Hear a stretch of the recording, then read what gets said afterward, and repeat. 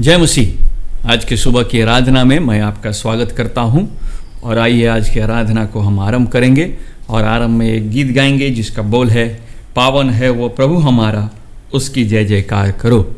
और इस गीत के बाद फिर हम परमेश्वर की आराधना उसके वचन से करेंगे।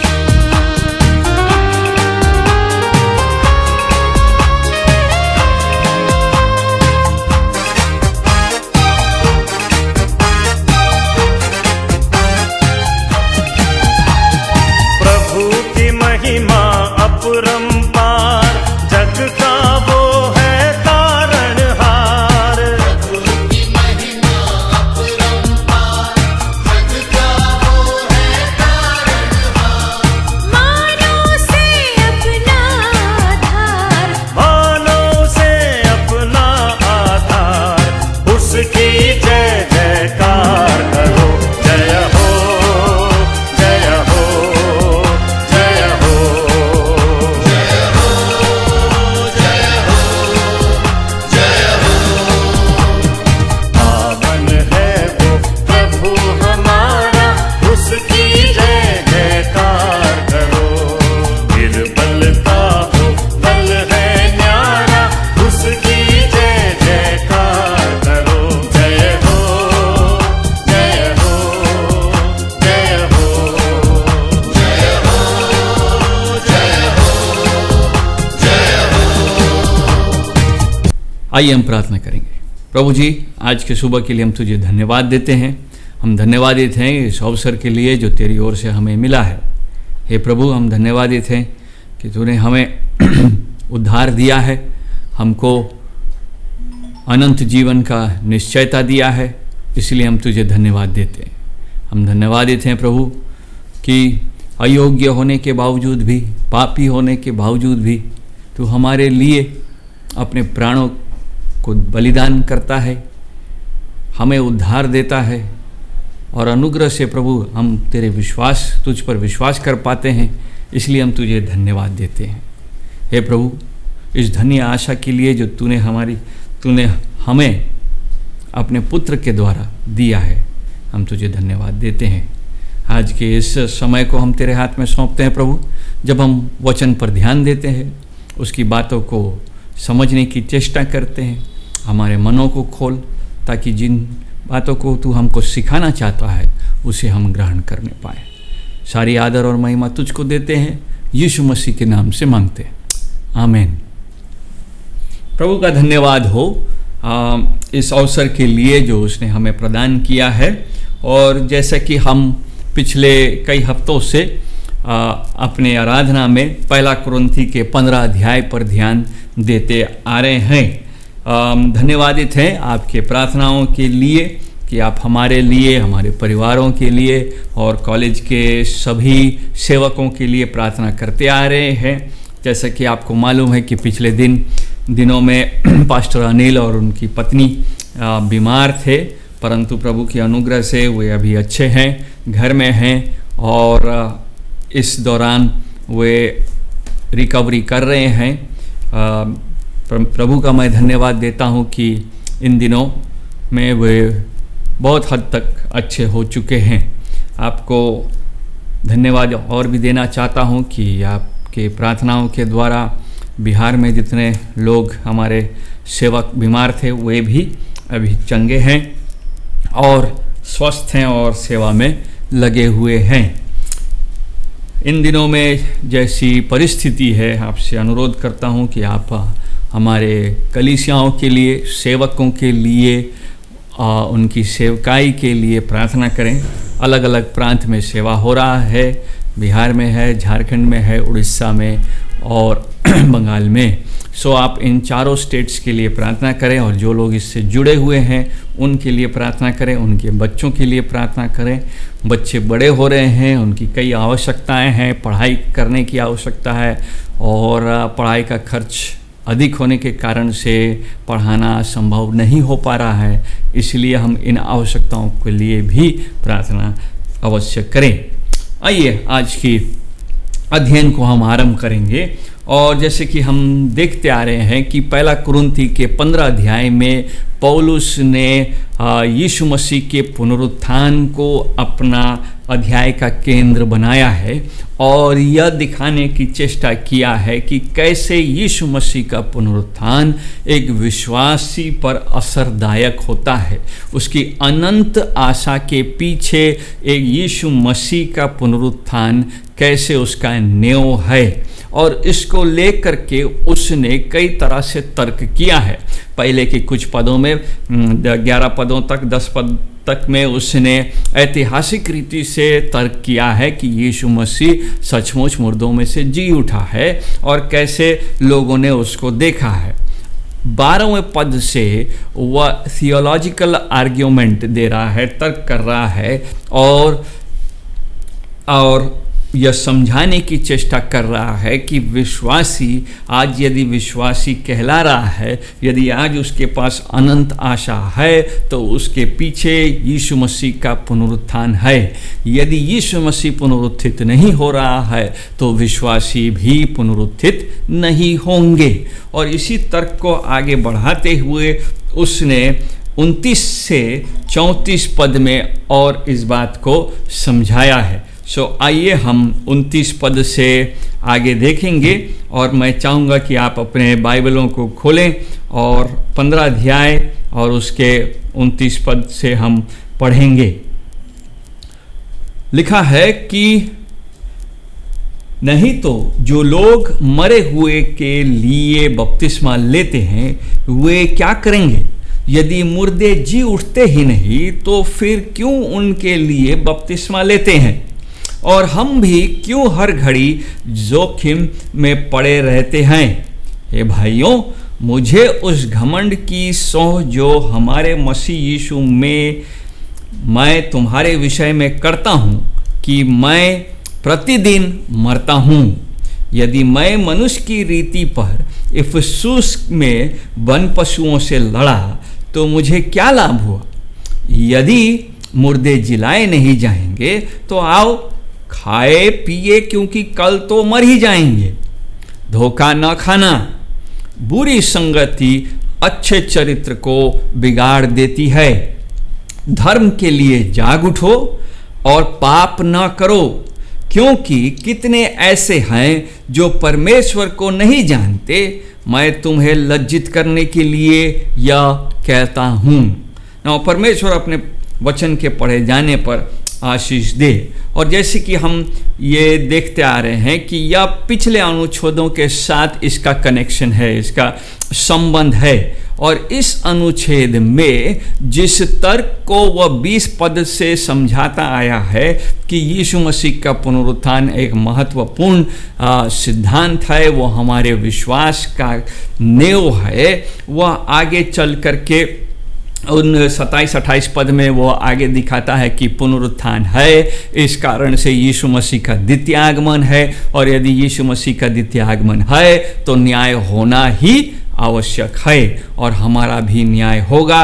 इस बात को लेकर के पौलुस ने 28 पद तक समझाया है ना। 29 पद से वो 34 पद में इस बात को और आगे ले जाएगा कि उसका इतना दुख उठाना व्यक्तिगत रीति से और कलीसिया का दुख उठाना क्यों संभव हुआ है, या वह किन कारणों से किया गया है यदि यीशु मसीह मुर्दों में से जुलाया गया ही नहीं। इस कारण से ना जब हम 29 पद में प्रवेश करते हैं तो यह एक आसान पद नहीं है। इसको लेकर के इतिहास में, मसीही इतिहास में कई अनुवाद हुए हैं, क्योंकि पौलुस यहाँ लिख रहा है नहीं तो जो लोग मरे हुओं के लिए बपतिस्मा लेते हैं वे क्या करेंगे? यदि मुर्दे जी उठते ही नहीं तो फिर क्यों उनके लिए बपतिस्मा लेते हैं? इतिहास में इस पद को 200 अलग अलग तरीके से समझा गया। कुछ लोगों ने समझा कि निश्चय पौलुस मरे हुओं के बपतिस्मा के बारे में शिक्षा दे रहा है और इस कारण से मरे हुए लोगों को बपतिस्मा दिया जाना चाहिए। कलीसिया इतिहास में हम देखते हैं कि प्रथम 4-5 सदी में 4th-5th सेंचुरी में ऐसा प्रैक्टिस हुआ करता था और कुछ झूठे शिक्षकों ने यह शिक्षा दिया कि मुर्दों का भी पानी से उनको बपतिस्मा दिया जाना चाहिए, परंतु यह झूठा शिक्षा है क्योंकि बाइबल इसके बारे में नहीं सिखाती है। नए नियम में इस प्रकार के बपतिस्मा के बारे में हम कहीं नहीं पढ़ते हैं। लेकिन इन अनुवादों में विद्वानों का यदि हम देखते हैं तो कई प्रकार के अनुवाद निकलते हैं। उसमें से हम मुख्य कुछ अनुवादों को देखेंगे। एक अनुवाद ये कहता है और कुछ लोग इस बात को मानते हैं कि यहाँ पौलुस कह रहा है कि जो विश्वासी हैं, जो वर्तमान के विश्वासी हैं, उनका बपतिस्मा जब वे लेते हैं तो वो मानो मरे हुए लोगों के लिए भी बपतिस्मा ले रहे हैं। परंतु यह शिक्षा सही नहीं है, क्योंकि पौलुस ने इस प्रकार की शिक्षा का स्वयं खंडन भी किया था। यदि हम इफिसियों की पत्री के 2 अध्याय के 8वें पद को पढ़ेंगे, इफिसियों की पत्री के 2 अध्याय के 8वें पद में, तो वहाँ पौलुस लिखता है, क्योंकि विश्वास के द्वारा अनुग्रह ही से तुम्हारा उद्धार होता है, बपतिस्मा से नहीं, और यह तुम्हारी ओर से नहीं वरन परमेश्वर का दान है। इसी तरह से उसने रोमियो की पत्री 3 अध्याय का 28 पद, रोमियो की पत्री 4 अध्याय का 23 पदों में इन बातों को सब समय जोर दिया और समझाया है कि कैसे कोई दूसरा व्यक्ति किसी दूसरे के लिए बपतिस्मा ले करके उसको बचा नहीं सकता। सो ये अनुवाद करना कि यहाँ पर प्रॉक्सी बैप्टिज्म, किसी के बदले में बपतिस्मा के बारे में पौलुस सिखा रहा है, यह सही नहीं है। दूसरा एक अनुवाद यह भी है जिसको हम अधिक मान्यता नहीं देते हैं, लेकिन कुछ लोग जरूर देते हैं, वो यह है कि यहाँ बपतिस्मा एक चित्र है जो मृत्यु को संबोधित करता है। जब पौलुस बपतिस्मा के बारे में यहाँ बात कर रहा है तो संभवतः वो आने वाले मृत्यु के बारे में बात कर रहा है। स्पर्जन ने ये माना कि नए नियम के कलीसिया के समय में ऐसा होता था कि जब लोग विश्वास में आते थे और विश्वास करके जब बपतिस्मा लेते थे तो रोमी साम्राज्य और रोमी सिपाही और रोमी विरोधी उनको पकड़ करके मार डालते थे और वे सताए जाते थे। तो इस कारण से कुछ लोगों का मानना था कि यह बपतिस्मा मानो उनके लिए मृत्यु का तैयारी था, वो मृत्यु से पहले नहाने के समान था, या वो मृत्यु के लिए अपने आप को समर्पित कर रहे थे। तो संभवतः यहाँ पर पौलुस उस मृत्यु के चित्र को स्पष्ट कर रहा है।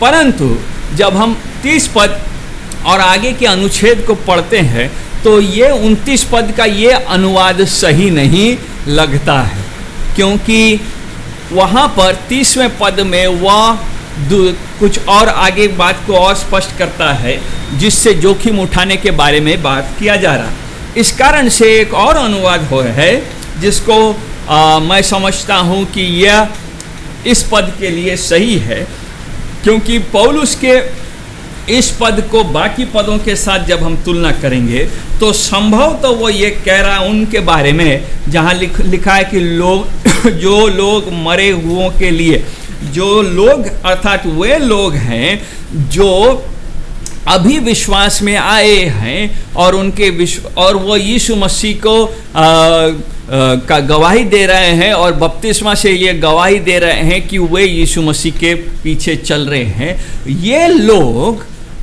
पुराने विश्वासी जो आज मर गए हैं, जो उनके बीच में नहीं है, उनके गवाही के कारण के, उनके विश्वास के कारण से आज यहाँ तक पहुँचे हैं।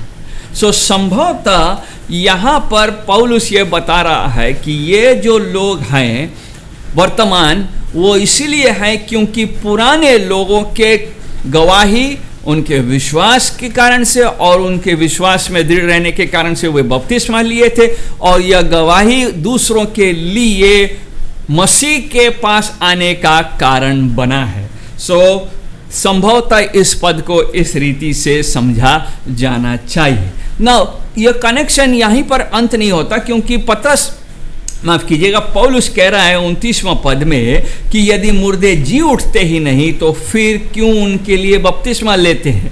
अर्थात दूसरे लोग उनके लिए, उनको अगर वो नहीं जिलाए जाएंगे और उनकी गवाही अगर सच नहीं है तो वर्तमान लोग उनकी गवाही को देख करके अपने आप को फिर बपतिस्मा लेने के लिए क्यों तैयार हो रहे हैं। और 30वां पद कहता है, और हम भी क्यों हर घड़ी जोखिम में पड़े रहते हैं। यदि विश्वासी जिलाए नहीं जाएंगे, यदि मसीह जी नहीं उठा, तो हजारों साल से कलीसिया की स्थापना के बाद से लेकर के आज तक लाखों लोगों ने इस यीशु मसीह के सुसमाचार के बारे में प्रचार करते हुए, उसको मानते हुए अपने जान जोखिम में दिया और वे अपने जान को खो भी दिए, मर गए, क्योंकि उनका विश्वास दृढ़ था कि यीशु मसीह सचमुच में मुर्दों में से जी उठा है। सो पौलुस ये पूछ रहा है कि यदि पुनरुत्थान नहीं है तो तब फिर क्यों जान को जोखिम में डालना, क्यों अपने जीवन को हथेली में लेकर के चलना, क्यों इतना जोखिम उठाना। और उन जोखिमों के बारे में हम आगे पढ़ेंगे, जहां पर पौलुस अपने जोखिमों के बारे में बताता है। और केवल पौलुस ने नहीं, सदियों से विश्वासी लोग अपने जान के जोखिम का परवाह बिना किए सेवकाई करते रहे हैं। कई लोग मौत के घाट उतार दिए गए। इससे क्या स्पष्ट होता है? इससे 3 बातें देखने को मिलती है। नंबर 1 कि यीशु मसीह की सेवा करना खतरनाक है। It is dangerous. जो कोई मेरे पीछे आना चाहता है अपना क्रूस उठाए, दुख उठाने के लिए तैयार रहना है। इसलिए पहला पतरस में पतरस ने कहा कि ये अचंभा की बात नहीं है कि जब तुम सताए जाते हो तो इससे अचंभा मत करो कि हमारे ऊपर क्या विपत्ति आ गई। और हजारों साल से कलीसिया के पूरे उम्र में कई लोग मौत के घाट उतारे गए हैं। यदि हम इस खतरनाक सुसमाचार को ग्रहण करने से लजाते हैं तो यीशु मसीह ने कहा है कि वह भी अपने पिता के सामने हमसे लजाएगा। ना आगे 31वां पद में पौलुस अपने अनुभव के बारे में कहता है कि हे भाइयों, मुझे उस घमंड की सौ जो हमारे मसीह यीशु में मैं तुम्हारे विषय में करता हूं, क्या कि मैं प्रतिदिन मरता हूं। I die daily. यीशु मसीह के पीछे चलने का माने है कि हम रोज अपना क्रूस उठाने के लिए तैयार होंगे। जो कोई मेरे पीछे आना चाहे अपना क्रूस उठाए, केवल संडे को नहीं, केवल अच्छे अच्छे जगहों में जहां लोग मुझे देखेंगे कि अच्छा ये क्रूस उठा रहा है और मुझे वाहवाही मिलेंगे, ऐसे परिस्थितियों में नहीं, बल्कि 24 घंटा 7 दिन अपना क्रूस उठाए। यीशु मसीह के कारण से जब हम खड़े होंगे तो हमको संसार का विरोध का सामना करना पड़ेगा। संसार हमारा विरोधी है, संसार के दृष्टिकोण हमारा विरोध करेंगी, और यही जब हम यीशु मसीह के पीछे चलेंगे और संसार के पीछे नहीं चलेंगे, यही है क्रूस उठाना। और पौलुस कहता है कि मैं रोज बल्कि हर घंटे क्रूस उठाता हूं। कई ऐसे पद हैं जिसको हम देख सकते हैं। और अगर क्रूस उठाना संभव नहीं था, अगर ऐसा नहीं सच है, अगर पुनरुत्थान नहीं है, तो मैं रोज क्यों मारा जाता हूं? क्यों मुझे भागा भागा फिरना पड़ता है? क्यों मुझे अलग अलग जगह जगह से निकाला जाता है? मुझे बंदीगृह में क्यों डाला जाता है? मुझे बेत क्यों मारी जाती है? मुझे सिक्कड़ क्यों लगाया जाता है? मुझे समुद्र में क्यों छोड़ दिया जाता है? अगर यीशु मसीह पुनरुत्थित नहीं हुआ, इतना दुख क्यों उठाना है? इतना दुख क्यों झेलना है? आज भी ऐसे विश्वासी हैं जो यीशु मसीह के लिए दुखों को सहते हैं। कई देश हैं जहां सुसमाचार खुले रीति से प्रचार नहीं किया जा सकता, जहां यीशु मसीह के पीछे चलना जुल्म है। ऐसे देश हैं जहां लोग इकट्ठित नहीं हो पाते, और अगर इकट्ठा होना चाहते हैं तो उनको बहुत सोच समझ करके, बहुत सावधानी के साथ अपने जान को जोखिम में डाल करके मिलना पड़ता है। वे बाइबल को पढ़ना मांगते हैं। मैं स्थान का जगह का बात नहीं बताऊंगा, लेकिन एक जगह था जहां पर लोग बाइबल कॉन्फ्रेंस के लिए आना मांगते थे। उसकी तैयारी हुई और स्पीकर को बुलाया गया, और स्पीकर साहब गए, और वहां पर वो जब पढ़ाने लगे तो आधा वेला के बाद मालूम चला कि फिर दूसरे जगह जाना होगा। क्यों? क्योंकि पता लगा कुछ बाहर से लोग बाहर घूम रहे हैं और उनको कुछ खबर मिला है। वहाँ से हट करके वे दूसरे लोकेशन में गए। दूसरे लोकेशन में आधा बेला फिर कॉन्फ्रेंस हुआ और फिर तीसरे लोकेशन में। इस तरह से वे एक जगह से दूसरे जगह अपनी जान की जोखिम में को लेकर के वचन का प्रचार करते थे और आज भी कर रहे हैं। सो ये सोचना, इस कारण से पौलुस का सवाल बिल्कुल वाजिब है कि यदि पुनरुत्थान नहीं है, अगर यह हमारा विश्वास का नींव नहीं है, तो मैं रोज क्यों मारा जाता हूं? संसार को मुझसे समस्या क्यों है? संसार को समस्या 2000 साल पहले भी था। इस कारण से कहा कि उस पर मुहर लगा दो, कहीं ये लोग नहीं कहे कि वो जी उठा, और सचमुच में जी उठा। आज भी संसार को इस बात से समस्या है। इसलिए पौलुस कह रहा है कि यदि यीशु मसीह पुनरुत्थित नहीं हुआ तो हमारा विश्वास व्यर्थ हो गया। 32 पद में जाएंगे, यदि मैं मनुष्य की रीति पर एफेसुस में वन पशुओं से लड़ा तो मुझे क्या लाभ हुआ? क्यों इतना समस्या है? अगर नहीं जी उठा तो फिर मैं इतना क्यों दुख उठाया? उदाहरण के लिए एफेसुस की बात करेंगे। ऐतिहासिक घटना, यहां पर बाइबल में उस घटना का वर्णन दूसरे जगह में नहीं है कि एफेसुस में पौलुस के साथ ऐसा कुछ घटा है। संभवतः कुछ लोग उसका विरोध किए हैं, संभवतः उसको हानि पहुंचाया जाने की चेष्टा की गई है, जिसके बारे में प्रेरितों के काम के 19वें अध्याय में डिमेत्रियस के बारे में पढ़ते हैं, जो पौलुस का विरोध करता था। संभवतः वो अपने आत्मिक द्वंद्व के बारे में यहां लिख रहा है कि संभवतः वह स्पिरिचुअल स्ट्रगल से होकर के गुजर रहा है। चाहे कुछ भी हो, उसका माने चाहे फिजिकल स्ट्रगल हो, शारीरिक विरोध हुआ हो या आत्मिक विरोध का वह सामना कर रहा है। पौलुस कह रहा है इतना तकलीफ क्यों? क्या मोटिवेशन है? प्रेरणा क्या है इतना कुछ सहने के लिए? पौलुस हमको दूसरा कुरिन्थी के 11 अध्याय में जब हम 23 पद से पढ़ते हैं तो बताता है कि वो क्या नहीं सहा। दूसरा कुरिन्थी 11 अध्याय का 23वां पद, और वो बताता है 23वें पद से, देखिए वहां लिखा है कि मैं पागल की नाई कहता हूं,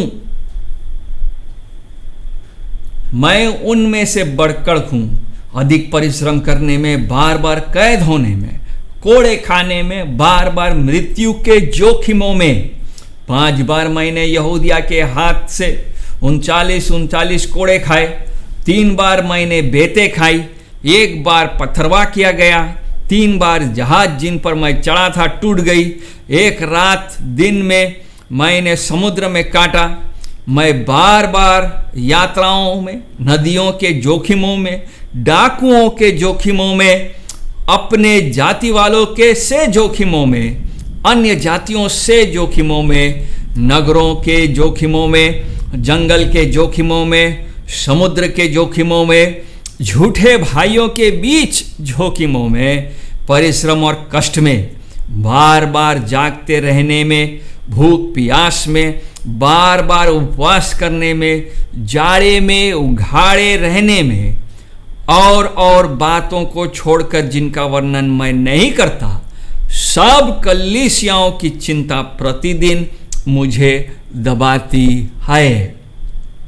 पौलुस एक लिस्ट दिया है जो कि निश्चय ही पूरा लिस्ट नहीं है, उसके कष्टों के बारे में, उसके दुखों के बारे में। यदि ऐसा आज हमारे साथ होगा तो संभवतः हम बहुत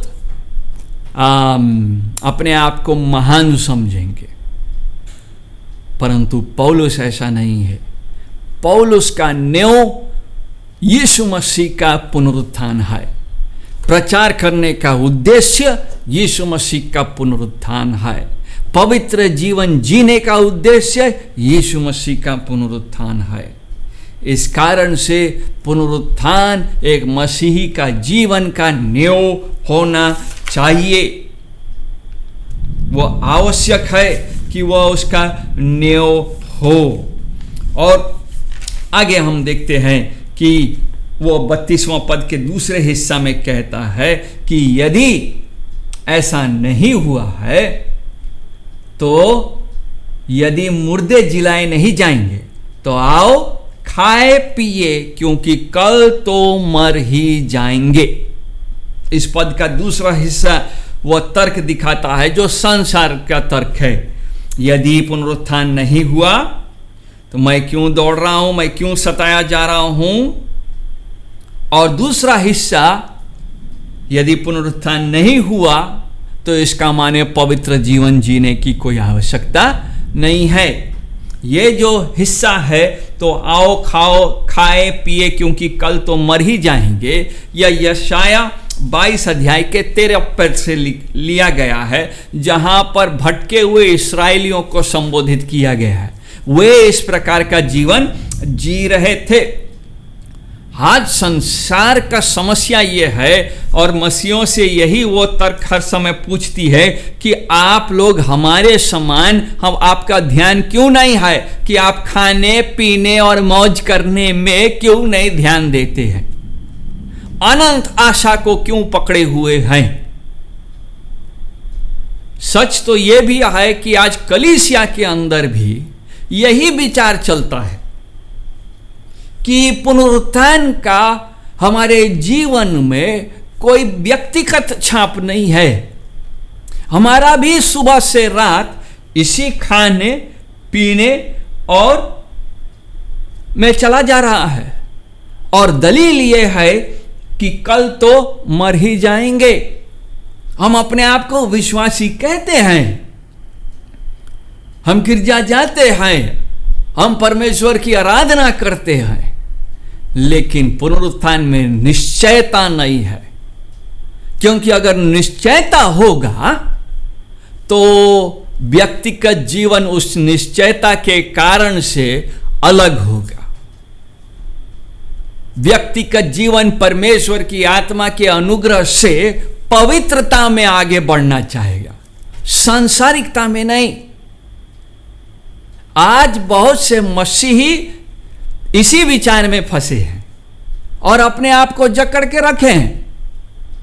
सब कुछ जानते हैं लेकिन स्वीकार नहीं करना चाहते। और हम भी उन कुरिन्थियों के समान हो गए हैं जो सब जानते हैं, सुनते आए हैं, शिक्षा पाए हैं, लेकिन उनमें से कुछ लोग अभी भी यीशु मसीह के पुनरुत्थान को नहीं स्वीकार करना चाहते हैं।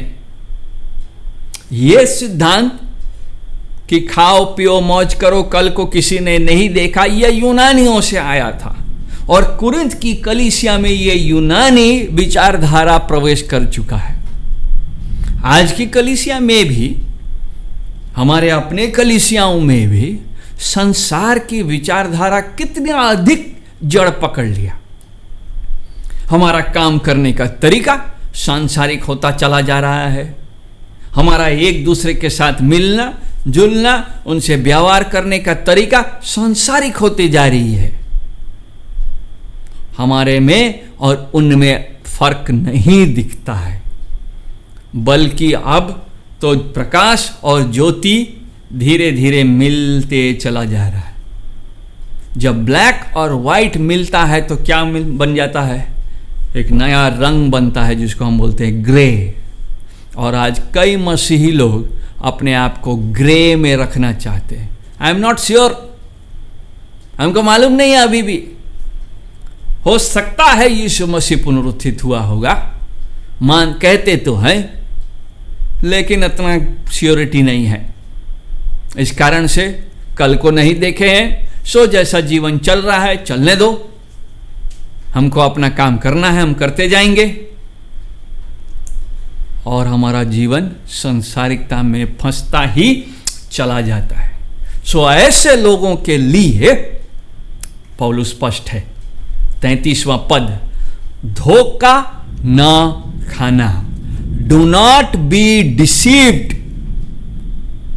यही छल शैतान और उसके सारी ताकत मसीहों को लगातार देता आया है। यही जाल वो कलीसिया के सामने लगातार बिछाती रहती है। कल को किसी ने नहीं देखा, इसलिए अनंत आशा ऐसा करके कोई चीज है नहीं। पुनरुत्थान जरूरी नहीं है, संभवतः है ही नहीं। पौलुस कह रहा है यदि हम उनमें से हैं तो हम धोखा न खाएं। डू नॉट बी डिसीव्ड, छल में मत फंस जाओ।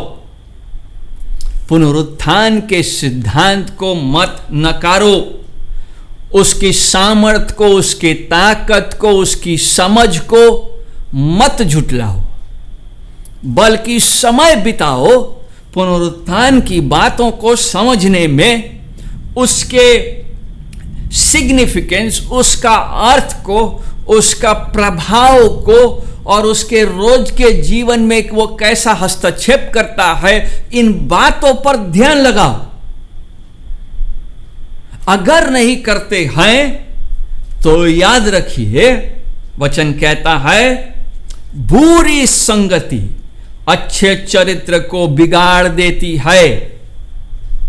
बुरी शिक्षा, बुरे लोग, बुरे विचारधाराएं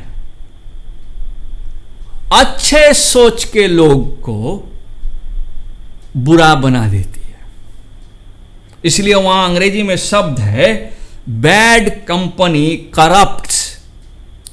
यहां जो लिखा है बुरी संगति अच्छे चरित्र को बिगाड़ देती है, वास्तव में बिगाड़ने के बदले में सड़ा देना है। करप्ट, भ्रष्ट कर देता है। और भ्रष्टता एक दिन में नहीं होता, वो धीरे धीरे होता है। कोई भी खाने की वस्तु तुरंत ही सड़ नहीं जाती, तुरंत ही उसमें से बदबू नहीं आता, वो धीरे धीरे होता है। पहले वो रंग बदलता है, फिर उसमें फंगस होगा, फिर उसमें कीड़े लगेंगे और तब वो बाहर से सड़ा हुआ दिखने लगेगा। लेकिन वास्तव में उसके अंदर में बहुत पहले से सड़ा होने का रिएक्शन आरंभ हो चुका है, जो दिखता नहीं है। और कलीसिया में भी यही चल रहा है। यदि हम इस सिद्धांत को नहीं पकड़े रहे, यदि हम इस विश्वास में टिके नहीं हुए कि हमारा प्रभु पुनरुत्थित हो चुका है और हमें पुनरुत्थित करेगा, फिर न्याय होगा अपने समय के अनुसार बारी बारी से, तो हम सड़ना हमारे अंदर आरंभ हो चुका है। यह मत सोचिए कि अरे आज के नए सोच के अनुसार ये बातों को ग्रहण नहीं किया जा सकता। ऐसे है, ऐसे कई कलीसियां हैं, ऐसे कई अपने आप को थियोलॉजी पढ़े हुए प्रचारक हैं जो नहीं मानते हैं, जो यीशु मसीह के पुनरुत्थान पर विश्वास नहीं करते, यीशु मसीह के कुंवारी के जन्म नहीं पर विश्वास नहीं करते, यीशु मसीह के आश्चर्य कर्मों पर नहीं विश्वास करते हैं, और फिर भी अपने आप को कलीसिया का सेवक कहते हैं। सावधान ऐसी शिक्षाओं से, ऐसे विचारों से। सांसारिक विचार क्या है? ये सांसारिक वर्ल्ड व्यू जो हमको सड़ाता है। कई बार मसीही बच्चों से यदि पूछेंगे कि बाइबल का किसी विषय में क्या सोच है, तो वो नहीं बता पाते। क्यों? क्योंकि संसार का विचार इतना अंदर घुस गया है कि हम सोचते हैं कि ये संसार का विचार ही बाइबल का विचार है। नहीं, बाइबल किसी विषय को लेकर के स्पष्ट बताती है कि कैसा विचार होना चाहिए। कई उदाहरण दे सकते हैं हम, चाहे वो विवाह के बारे में हो, चाहे डिवोर्स के बारे में हो, चाहे समलिंगन विवाह, अपने अपने पुरुष पुरुष से विवाह और स्त्री स्त्री से विवाह, चाहे विश्वास को लेकर के विचार के बारे में। यदि मसीह बच्चों को पूछा जाए कि आपको समलिंगन विवाह के बारे में क्या सोच है, अधिकांश बच्चों का यही कहना होगा कि वो एक व्यक्तिगत मामला है। It is a personal matter, it is not a personal matter. यह बाइबल क्या सिखाती है वो बात है, और बाइबल सिखाती है कि परमेश्वर ने विवाह के लिए पुरुष और स्त्री को तैयार किया, कोई तीसरा नहीं। इस कारण से हमें याद रखना चाहिए कि हम अपने विश्वास के बारे में कितना जानते हैं और किस नींव पर खड़े हैं। पौलुस कलीसिया को कह रहा है, और यह कलीसिया को इतना दलील दिया जा रहा है, इतना तर्क किया जा रहा है कि ताकि वे जाने कि जिन बातों को वो सुनते आए हैं वो सही है, लेकिन सब नहीं मानते।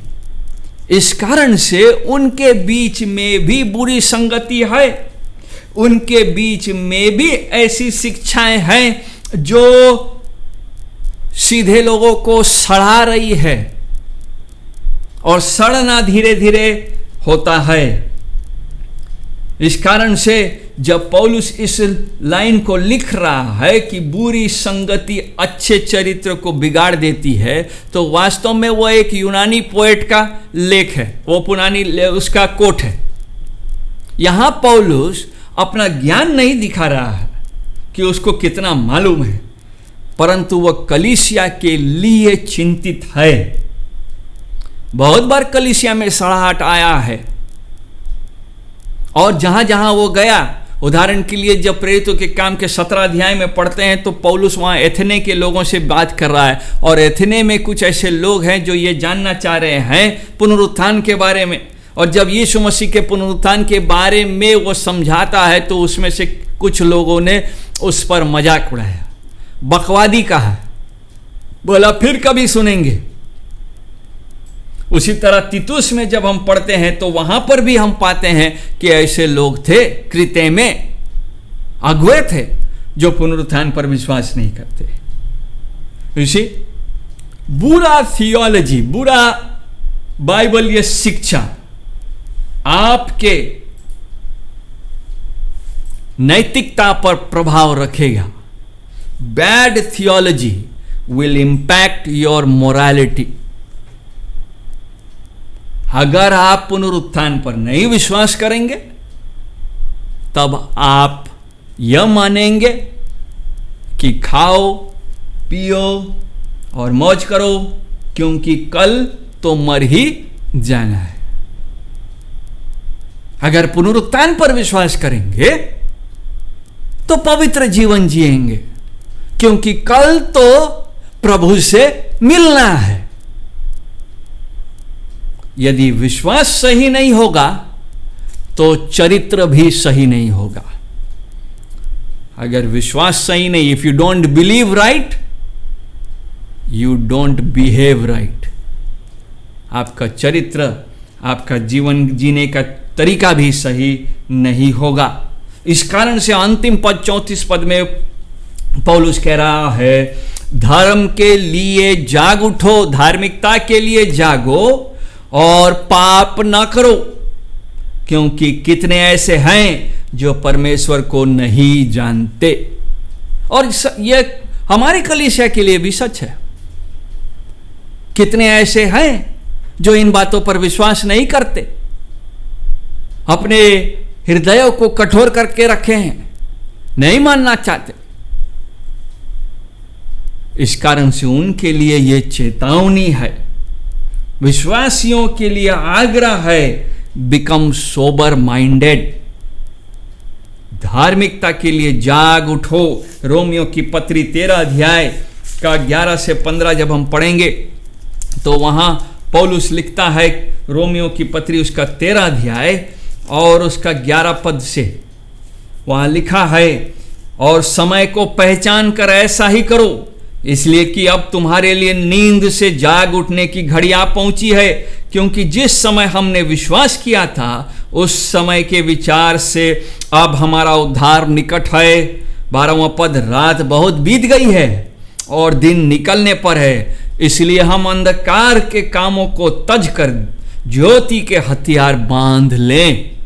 जैसा दिन को सोहता है वैसे ही हम सीधी चाल चले, न कि लीला क्रीड़ा, पियक्कड़पन, व्यभिचार, लुचपन में और न झगड़े और डाह में, वरन प्रभु यीशु मसीह की को पहन लो और शरीर की अभिलाषाओं को पूरा करने का उपाय न करो।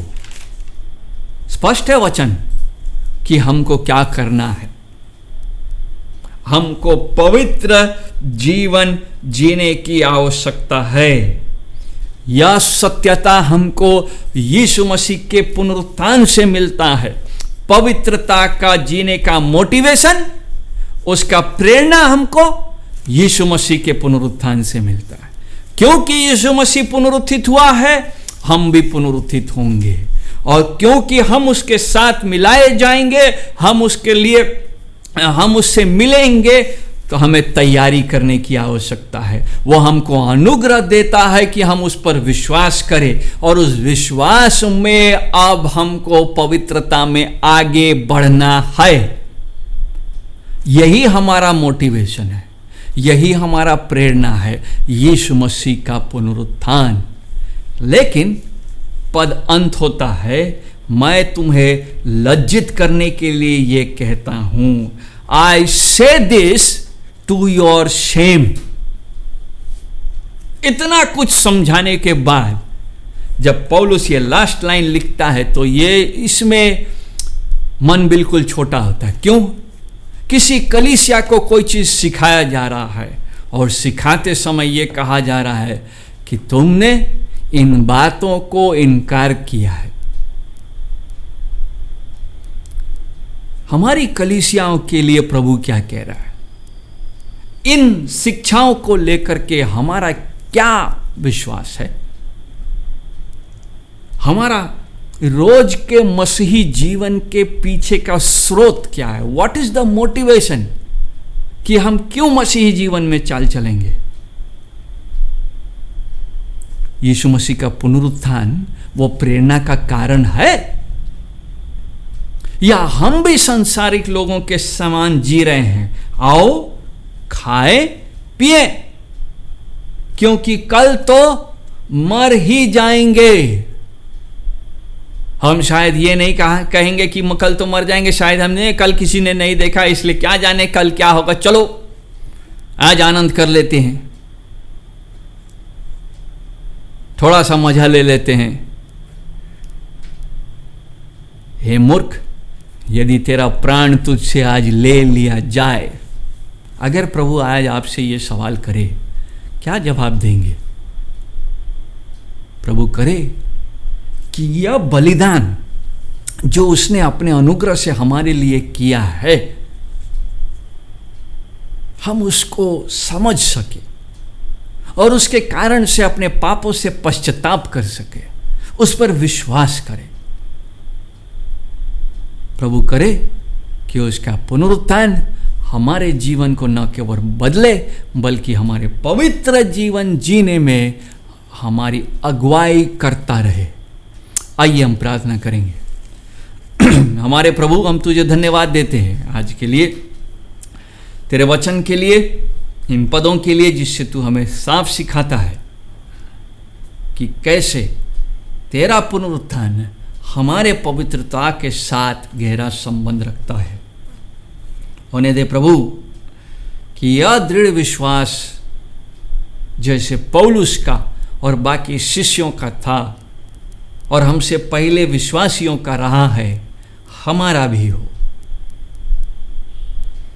कि यीशु मसीह पुनरुत्थित हुआ है, हम भी पुनरुत्थित होंगे। धन्यवाद देते हैं इस समय के लिए जो तेरी ओर से हमें मिला है। यीशु मसीह के नाम से मांगते, आमीन।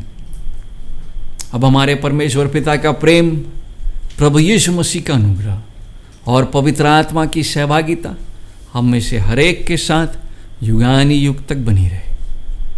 आमीन। आप सबों को जय मसीह।